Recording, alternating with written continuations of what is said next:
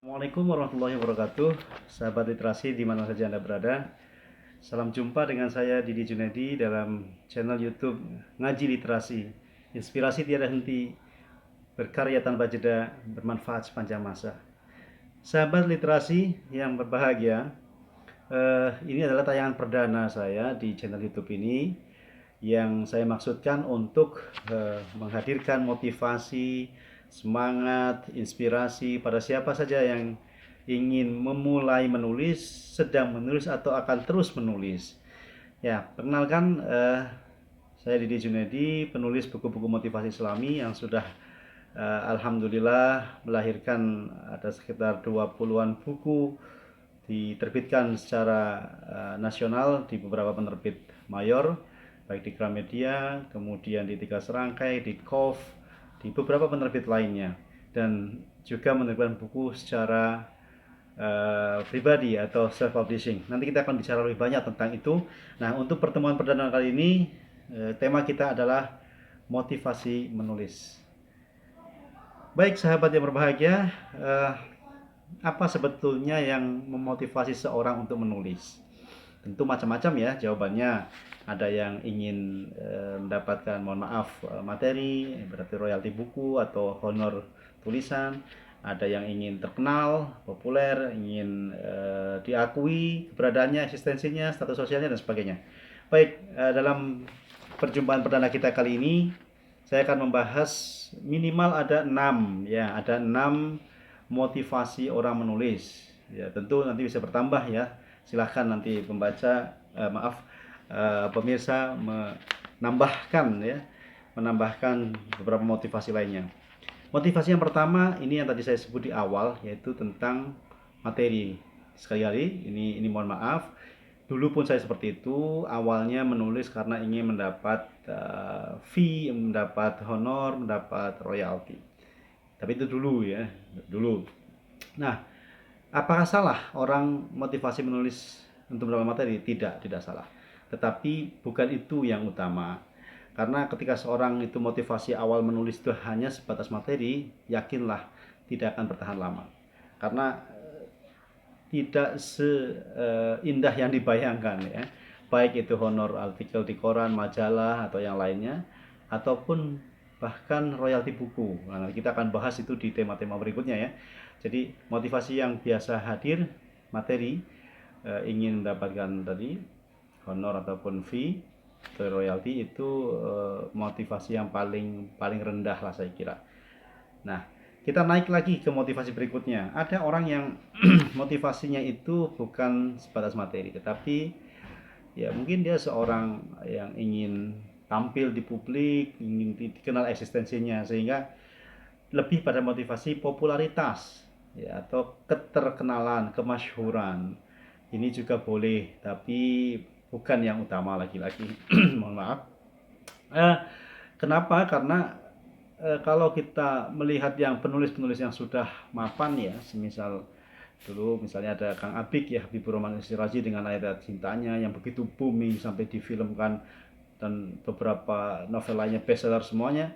Kemudian ada belakangan itu ada Terelie ya, Terelie saya kira masih ada di posisi yang atas lah ya, bestseller semua buku novel-novelnya. Kemudian ada Andrea Hirata dengan Laskar Pelanginya juga bestseller.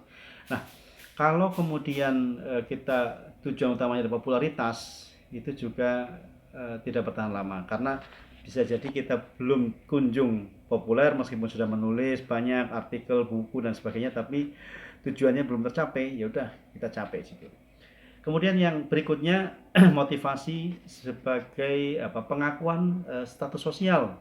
Ini biasanya, mohon maaf lagi, ada para pejabat, kemudian birokrat, pokoknya orang-orang yang sudah punya posisi lah, ingin lebih dikenal eksistensinya. Jadi menunjukkan status sosialnya, bahwa beliau-beliau itu tidak sekadar menjadi seorang tokoh pejabat, tapi juga bisa menulis, termasuk selebritis ya, artis yang kemudian ingin menyampaikan pengalamannya, karirnya dan sebagainya dalam sebuah tulisan, kemudian dia diakui status sosialnya, itu sah-sah saja. Tetapi lagi-lagi motivasi menulis hanya untuk menunjukkan status sosial itu tidak akan berlangsung lama. Yang berikutnya, motivasi menulis itu sebagai tanggung jawab moral. Tanggung jawab moral itu artinya sebagai seorang apalagi ilmuwan ya, seorang intelektual, pendidik, ya, guru, dosen, ustadz, kiai, ulama atau siapa saja itu punya tanggung jawab moral untuk menyampaikan apa yang sudah dipahaminya melalui ilmu pengetahuannya juga pengalamannya. Tetapi tidak sebatas tadi ya, tenaga pendidik, siapa saja kita itu sebenarnya punya tanggung jawab moral untuk berbagi. Nah, ada ungkapan orang yang senang berbagi maka dia akan semakin berkelimpahan. Ya, orang yang senang berbagi entah ilmu, harta, apa saja lah pengalaman itu akan semakin mendapat keberkahan hidup karena dia bisa bermanfaat bagi orang lain. Nah, ini kalau kita tarik ke ada satu hadis Nabi, khairun nas anfa'uhum linnas, sebaik-baik manusia yang paling bermanfaat bagi orang lain. Nah, itu motivasi berikutnya, tanggung jawab moral. Jadi dia ingin berbagi pengalaman ilmu yang sudah dimilikinya kepada sesama. Kemudian berikutnya ini levelnya lebih tinggi lagi motivasi ini, yaitu menyejarah atau mengabadi. Jadi ada orang yang menulis, nah ini ulama-ulama dulu misalnya, itu menulis agar mengabadi, menyejarah karyanya masih dinikmati oleh generasi selanjutnya. Kita sebut beberapa contoh dalam khazanah ilmu pengetahuan dari mulai Aristoteles, kemudian dari Plato, Aristoteles dan sebagainya, terus kemudian sampai ke generasi ulama-ulama besar sekelas Imam Bukhari misalnya dengan Sahih Bukharinya yang sampai saat ini masih dikaji di pesantren-pesantren, di perguruan tinggi, di tempat-tempat kajian Islam. Kemudian ada Imam Syafi'i misalnya dengan Ar-Risalah Al-Umnya. Beliau adalah tokoh madhab yang sangat populer misalnya khususnya di Indonesia dan di Asia, meskipun ada tokoh madhab lainnya ya. Kemudian Al-Ghazali, nah ini tokoh yang disebut dengan Hujjatul Islam, orang yang begitu punya dalil-dalil argumentasi Islam yang sangat kuat, punya karya besar namanya Ihya Ulumuddin. Kemudian karya-karya lain seperti Bidayatul Hidayah, kemudian ada Mukasyafatul Qulub, Miskatul Anwar dan sebagainya. Nah, beliau-beliau adalah tokoh-tokoh yang sudah lama wafat, berabad-abad lamanya, tetapi karyanya masih dinikmati hingga saat ini. Inilah yang disebut menyejarah atau mengabadi ya. Tentu kita sangat berharap karya-karya kita itu masih dinikmati oleh generasi-generasi yang jauh setelah kita, bahkan setelah kita tidak ada di muka bumi ini atau sudah meninggal. Nah, nanti ini yang akan mengalirkan apa yang disebut dengan ilmu yuntafa'u bih, ilmu yang bermanfaat, yang terus mengalirkan pahala saat kita sudah ada di alam barzakh sana. Tentu ini sebuah kebahagiaan.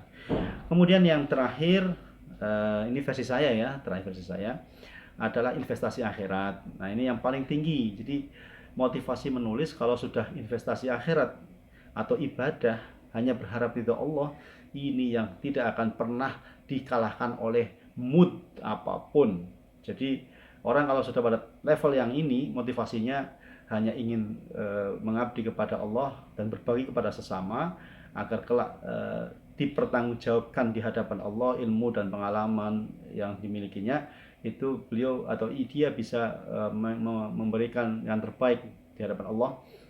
Ini yang paling tinggi ya, top level of everything lah kalau dalam istilah kekiniannya. Motivasi menulis itu kalau hanya untuk yang tadi materi, popularitas, status sosial, itu memang akan tidak bertahan lama. Nah, sebagai tanggung jawab moral untuk menyejarah dan investasi akhirat, inilah yang akan melahirkan karya-karya besar yang lebih bisa bermanfaat kepada umat manusia, membangun peradaban, dan tentunya akan mengalirkan passive income berupa pahala yang terus mengalir kepada penulisnya. Sahabat literasi berbahagia, inilah tayangan perdana untuk channel YouTube saya tentang motivasi menulis. Jangan lupa, insya Allah akan terus saya share pengalaman-pengalaman sebagai penulis, baik dari mulai awal merintis karir sampai saat ini, untuk kita saling menginspirasi, berbagi pengalaman. Silahkan ada pertanyaan atau komentar, nanti tulis ya di kolom komen. Dan jangan lupa subscribe, like, and share channel ini agar kita terus bisa berinteraksi dengan baik. Demikian saja, terima kasih untuk semuanya. Assalamualaikum warahmatullahi wabarakatuh. Salam literasi.